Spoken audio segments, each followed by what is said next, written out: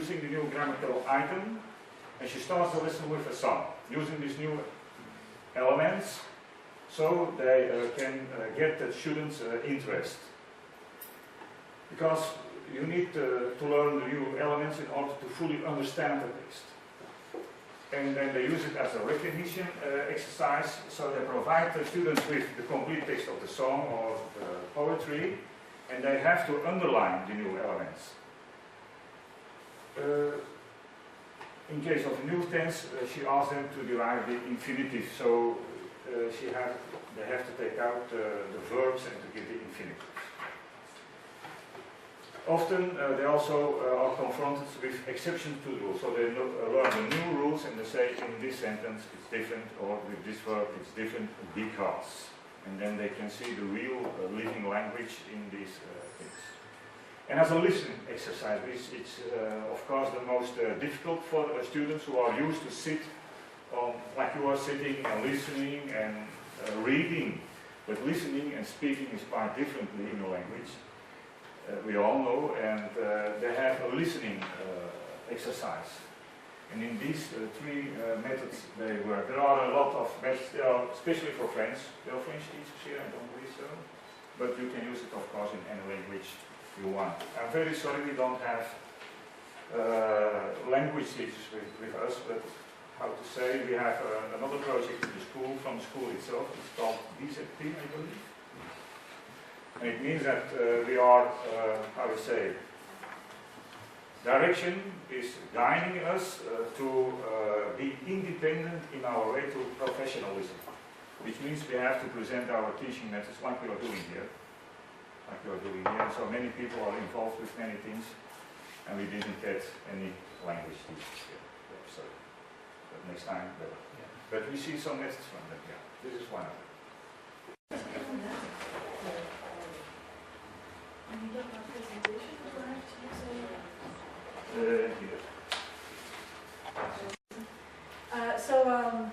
I'm teaching transport and logistics for taking cargo throughout the world, and I have one method that I use is, but here I'll just explain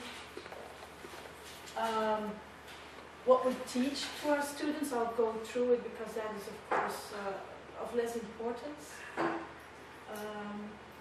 So we learn how to use or to choose the right transport mode. We use a lot of PowerPoint presentations during class with nice pictures. We try to be sometimes a bit impressive. I have to go through this. Then we learn them how to use the right documents, but I think it's better if we use it further.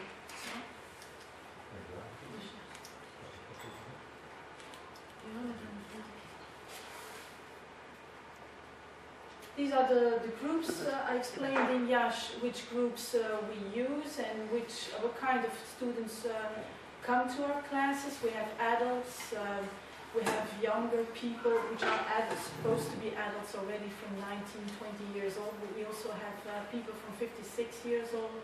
I mean, it's different type of people with different reasons.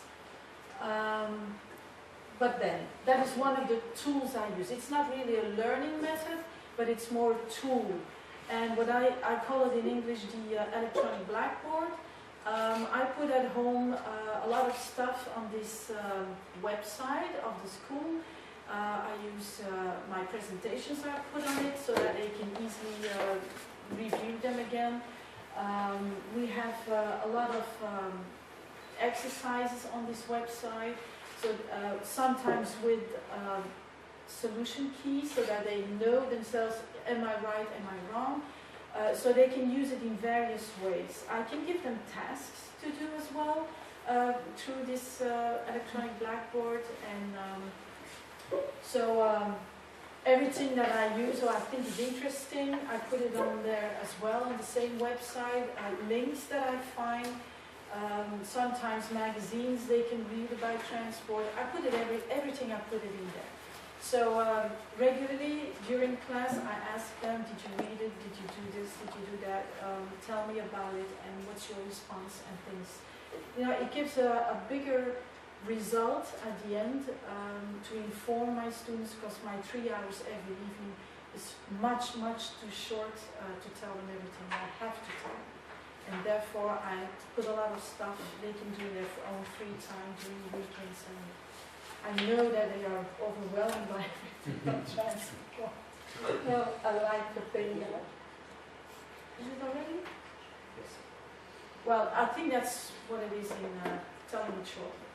So it's more a tool, it's not really a learning method that you use in class, but it's something more which is something they can use at home.